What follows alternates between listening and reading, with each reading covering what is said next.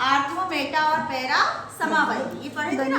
अब ये जो बेंजीन है, बेंजीन में दो चीजें आई थी, शब्द था मोनो प्रतिस्थापी और डाई प्रतिस्थापी। बेंजीन के 6 कार्बन समान हैं। 6 कार्बन में अगर आपने ये एक किसी चीज की रिएक्शन करवाई तो 6 में से कोई भी कार्बन जो है वो निकल सकता है। कार्बन से जुड़ा हाइड्रोजन है ना। बेंजीन में 6 हाइड्रोजन और 6 कार्बन कैसे हैं, एक समान। अगर कोई दूसरी चीज अभिक्रिया करती है तो यहाँ पर हमने कहा बेंजीन प्रतिस्थापन अभिक्रिया देता है। इसका हाइड्रोजन प्रतिस्थापित हुआ और हाइड्रोजन की जगह आके कोई दूसरा समूह जुड़ गया। अगर कोई दूसरा एक समूह जुड़ा तो वो क्या हुआ, मोनो प्रतिस्थापन। अब हमारा नेक्स्ट टॉपिक जो है आर्थो, मेटा और पैरा प्रतिस्थापन है ना। तो यहाँ पर कहा जा रहा है कि कोई एक समूह जैसे कि X आके जुड़ा है ना, X आके जुड़ा तो ये मोनो प्रतिस्थापी, मतलब ये क्या है, मोनो प्रतिस्थापी। अब जब ये X जुड़ा है आके, आने वाला ये जो Y समूह है, दूसरा समूह है, वो कहाँ जुड़ेगा, है ना। क्योंकि ये तो जुड़ा है, 6 कार्बन 6 हाइड्रोजन समान है, इक्वली जुड़ गया। लेकिन अब दूसरा समूह अगर आता है अभिक्रिया करने तो वो दूसरा समूह कहाँ जुड़ेगा। दूसरा समूह जब जुड़ेगा तो उसको हम बोलेंगे डाई प्रतिस्थापी उत्पाद।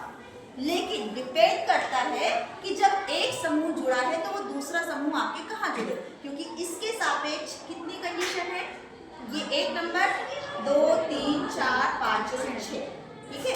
तो इसके लिए टॉपिक आता है आर्थो, मेटा और पैरा प्रतिस्थापी समूह क्या होते हैं। तो यहाँ पर कहा जाता है कि पहला प्रतिस्थापी अगर जुड़ा है और जो दूसरा समूह आके 1, 2 मतलब अगर एक ये है, इसको मैंने 2 माना, 1, 2 पोजीशन पे जुड़ता है, या फिर दूसरी कंडीशन में दूसरे कलर से जोड़ के बता देती हूँ आपको कि अगर वो आकर यहाँ पर जुड़ता है, यहाँ, तो ये दोनों पोजीशन को कहा जाता है आर्थो, है ना। कहाँ पे, या तो कहाँ जुड़ा आके, इसके सापेक्ष 1 नंबर पे जुड़ा, इसको हमने 1 माना तो ये आर्थो प्रतिस्थापी, और अगर यहाँ से काउंट करेंगे तो ये 6 हुआ, 6 नंबर पे जुड़ा तो 1 और 6, मतलब कि अगर हमने कहा वो आकर इस पोजीशन पे जुड़ा 1, 2 पोजीशन पे, या वो आकर कहाँ जुड़ा 1, 6 पोजीशन पे, तो ये कौन सा समूह है, आर्थो प्रतिस्थापी।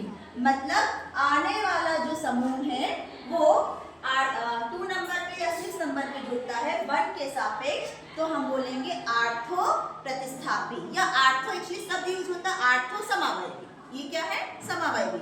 लेकिन ये जो समूह है, ये लाल वाला जिसको भी हमने कहा एक समूह, ये लाल वाला समूह आने वाले दूसरे समूह को या तो दूसरे नंबर पे निर्देशित करता है या तो छठे नंबर पे, तो उसको कहा जाता है आर्थो निर्देशी समूह, आर्थो निर्देशी समूह। अब दूसरी कंडीशन हो सकती है कि ये जो लाल वाला दूसरा समूह है वो आने वाले दूसरे प्रतिस्थापी को यहाँ पर बोले कि अभी आगे की 3 नंबर वाली कंडीशन खाली है और यहाँ पर अगर हम इसको हटा दें तो ये है इक्वल, है ना, ये 3 नंबर वाली और ये 5 नंबर वाली। अगर ये समूह आने वाले दूसरे समूह को 3 नंबर पे निर्देशित करता है या फिर 5 नंबर पे निर्देशित करता है, तो इसे हम कौन सा प्रतिस्थापी बोलेंगे, मेटा प्रतिस्थापी। मेटा निर्देशी समूह, समूह यूज होते हैं, आर्थो निर्देशी समूह, मेटा निर्देशी समूह। तो ये वाला जो प्रतिस्थापी है वो आने वाले दूसरे प्रतिस्थापी को अगर 3 नंबर पे या 5 नंबर पे जाने को बोलता है, निर्देश करता है, तो वो कहलाएगा मेटा निर्देशी समूह। मतलब मेटा निर्देशी समूह अगर हम यहाँ से देखेंगे, है ना, ये हो गया 3 नंबर और यहाँ से देखें तो ये कौन सा नंबर हो गया, 5 नंबर। तो अगर आने वाला कोई दूसरा प्रतिस्थापी 5 नंबर पे जुड़ा या फिर 3 नंबर पे जुड़ा तो वो कौन सा प्रतिस्थापी होगा, मेटा प्रतिस्थापी। अब जो एक लास्ट पोजीशन बची वो कौन सी है, लास्ट की कंडीशन जो है वो है पैरा कंडीशन। मतलब कि रासायनिक अभिक्रिया हो रही है और रासायनिक अभिक्रिया में कोई एक समूह आने वाला है और जो ऊपर लाल रंग का जो समूह जुड़ा है वो कहेगा कि तुमको आके कहाँ जोड़ना है, 4 नंबर पे, ना 1, 2 पे जोड़ना है, ना 3, 5 पे जोड़ना है, तुमको आना है और कहाँ जोड़ना है, 4 नंबर पे जोड़ना है। मतलब ये कौन सा प्रतिस्थापी हुआ, ये कौन सा निर्देशी समूह हुआ, पैरा निर्देशी समूह, जो कि इस प्रकार से हम बनाते हैं। तो वास्तव में क्या है, जो क्रियात्मक समूह होते हैं वो निर्देशित, मतलब अगर वो बेंजीन में जुड़ गए तो आने वाले दूसरे समूह को निर्देश करते हैं कि आपको जाके कहाँ जुड़ना है। तो 1 2 में जुड़ा तो 1 2 में जुड़ा तो 8 हो, 1 5 में जुड़ा तो 8 हो, 1 3 और 1 5 में जुड़ा तो मेटा, 1 2 और 1 6 में जुड़ा तो आर्थो, और 1 के साथ 4 में जुड़ा तो पैरा। ये आर्थो, मेटा और पैरा निर्देशी समूह, जो इसके पहले क्लास में हमने पढ़ा, ठीक है।